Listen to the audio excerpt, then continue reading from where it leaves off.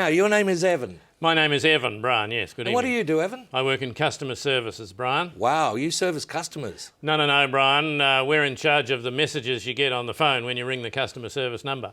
But don't you speak to customer service representatives? No, they're all busy on other calls, Brian. You go through to a message bank and you listen to a message. Yeah, and there's one about pressing 2 if you want to hear the privacy policy. You want to hear the privacy?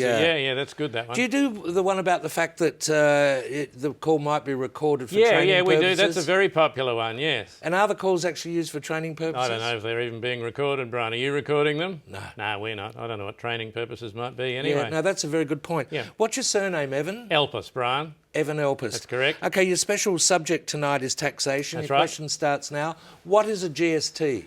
A GST is a goods and services tax, Brian, a consumption tax, a tax on spending. Is it progressive or regressive? A GST is regressive, Brian. Correct. What's the difference? Well, a progressive tax increases as the income of the taxpayer increases, Brian, and a regressive tax increases as the income of the taxpayer decreases. What is a mining tax? Mining tax looks a little bit like a horse, Brian, but it has a horn in the middle of its forehead, and I think it's got little wings. I think it can fly. No. That's a unicorn, Evan. Oh. A mining tax is a tax on super profits made by mining companies during a one-off mining boom. How would you possibly sell that to the Australian public, Brian? Well, the money would be used for infrastructure, schools, railways, hospitals, that sort of thing. I can't see the Australian public buying that in a fit, Brian. Next question, Evan. If you wanted to increase tax revenues, how would you do it? Probably through indirect rather than direct taxation, Brian. An example? Well, the GST is an indirect tax. You could put that up, Brian. What if you said you weren't going to do that? Well, you could get the states to put it up, Brian.